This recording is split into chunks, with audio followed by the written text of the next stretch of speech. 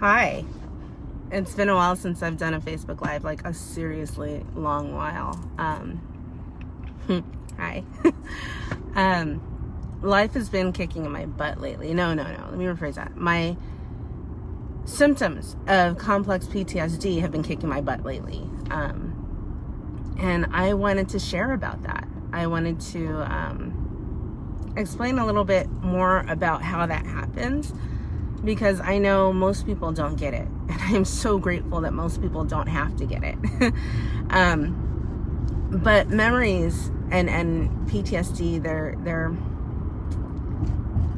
let me rephrase. Your short-term memory is remembered as a sequence of things, which is why when you've forgotten something, you can retrace your steps backward to remember that short-term memory thing that you forgot. So say you put down your wallet and you can't remember where you find it, you just backtrack mentally. What did you do last, and what did you do before that, and what did you do before that, and you can usually remember where you left your wallet. Now, memories that are long-term are somatic, which means they're stored within your body. Mind the biker.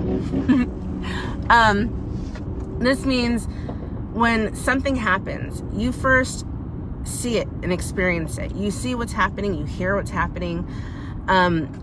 Whatever feeling you experience is stored within your body.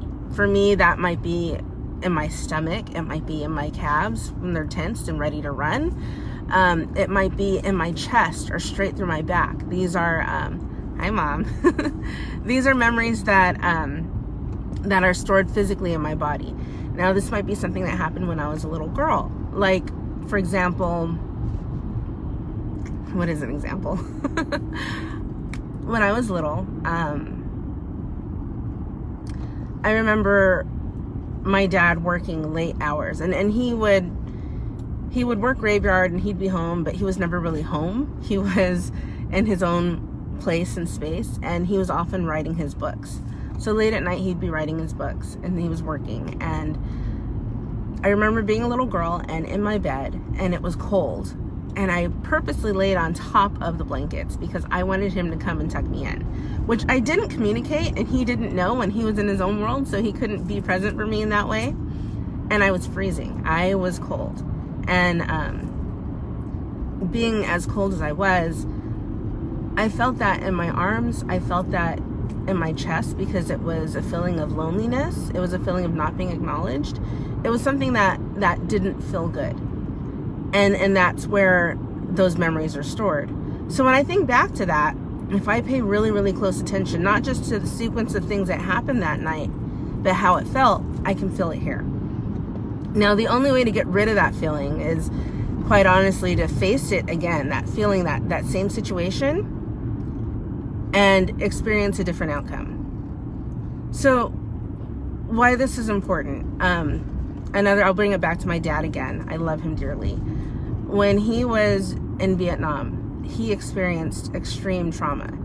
He watched and saw and did things that I would never ask anyone to ever commit to. This is something that he did for the sake of his country, but more than that, because he was drafted to. He was one of the many, many men and women that were forced to put their life on hold for the sake of a greater good, for a belief that was beyond them. You know, this is a big deal.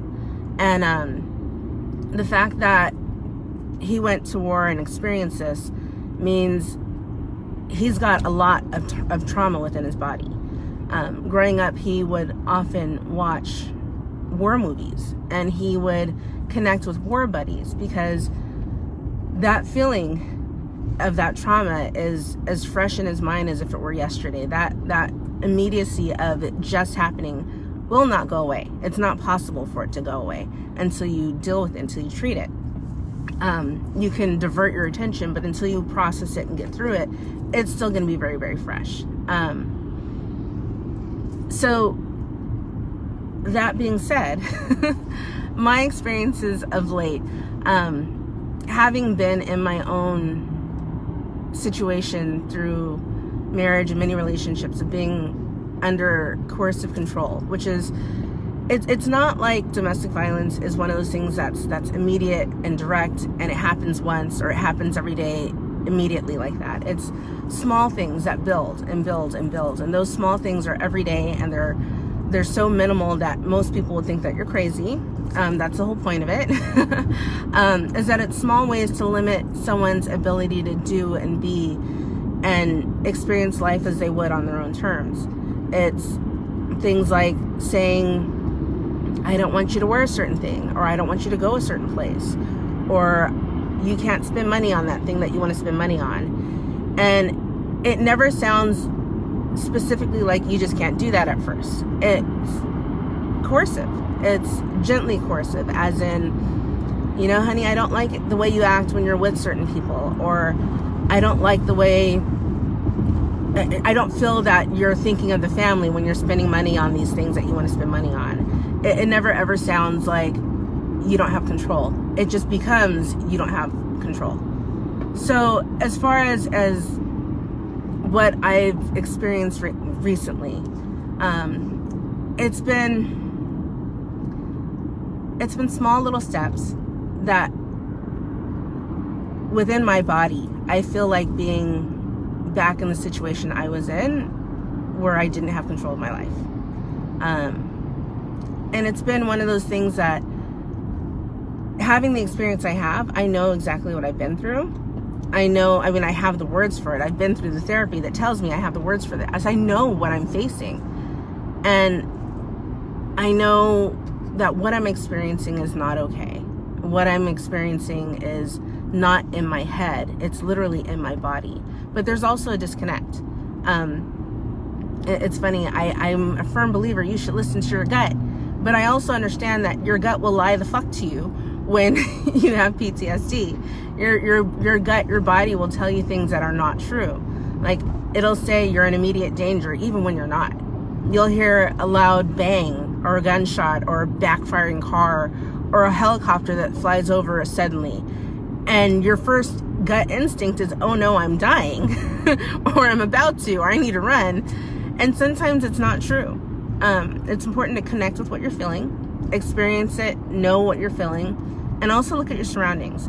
Think of the worst possible thing that can happen and all the different sequence of events that would have to happen for that to actually get you into that very, very dire, scary situation. It's work. It's not easy. It's painful. It's scary. I've lately been in this constant state of hyperarousal, watching my surroundings, feeling on edge. And it makes me feel like a crazy person. I might slightly be a crazy person lately.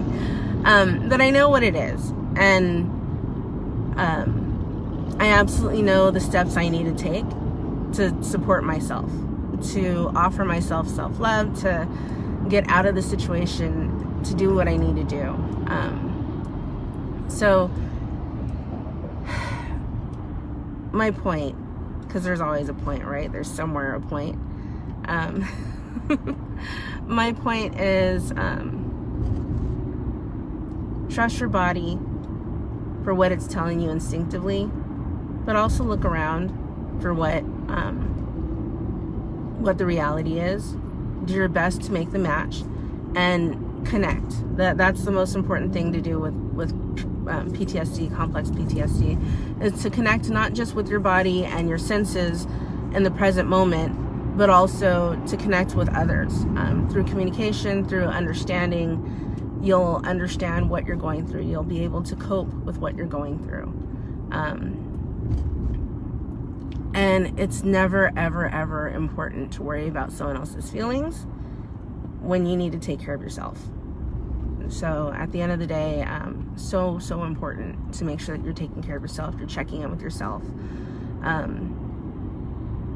I'm grateful to be in the space that I am now, where it's not just a matter of experiencing what I'm experiencing and understanding what the heck is going on with me, but being in a place where I can support others.